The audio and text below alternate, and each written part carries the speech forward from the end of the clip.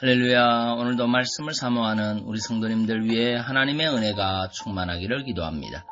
오늘의 성경 통독은 민수기 13장에서 15장까지의 말씀입니다. 오늘은 민수기 14장의 말씀을 통하여 믿음의 눈으로 보면 문제가 작아집니다 라는 말씀으로 은혜를 나누겠습니다. 오늘의 본문 민수기 14장 9절 10절 말씀입니다. 오직 여호와를 거역하지 말라. 또 그 땅 백성을 두려워하지 말라. 그들은 우리 밥이라. 그들의 보호자는 그들에게서 떠났고 여호와는 우리와 함께 하시느니라. 그들을 두려워 말라 하나 온 회중이 그들을 돌로 치려 하는 동시에 여호와의 영광이 회막에서 이스라엘 모든 자손에게 나타나시니라. 아멘. 민수기 14장은 시내산을 출발하여 가데스 바네아에 도착한 이스라엘 백성들이 각 지파에 속한 족장 12명을 택하여 가나안 땅을 정탐하고 돌아와 보고하는 내용입니다.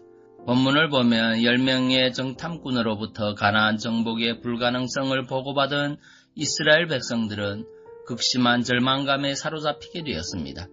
그리고 그들의 그러한 절망감은 모세가 아닌 다른 한 장관을 세워 그토록 위대한 이적으로 구출된 애굽으로 다시 돌아가려는 것으로 표현되었습니다. 그런데 구절을 보면 여호수아와 갈렙은 가나안 거민들을 우리의 밥이라고 하였습니다. 이는 여호수아와 갈렙을 제외한 10명의 정탐꾼들이 자신들을 메뚜기라고 표현했던 것과는 대조가 되는 표현입니다.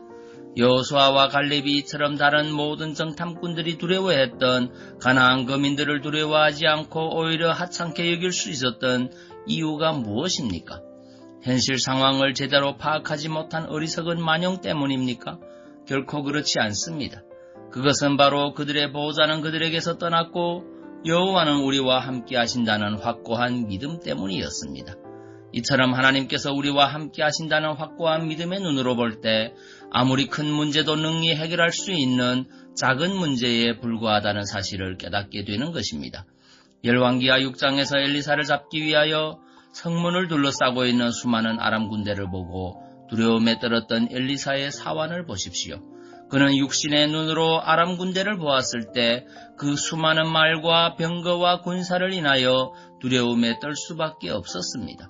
그러나 엘리사에 의하여 신령한 눈이 열렸을 때 그는 그 아람 군대보다 훨씬 더 많은 불말과 불병거가 엘리사를 둘러싸고 있는 것을 보고 결코 두려워할 필요가 없다는 사실을 깨달았습니다.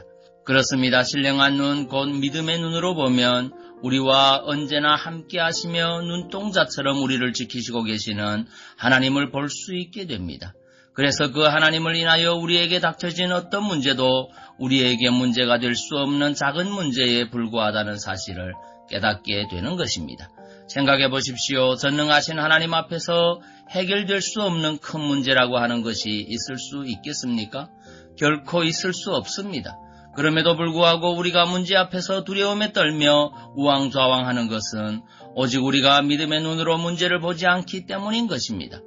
그러므로 성도 여러분, 우리는 이제 믿음의 눈으로 문제를 볼 줄 아는 믿음의 용사들이 되어야 합니다.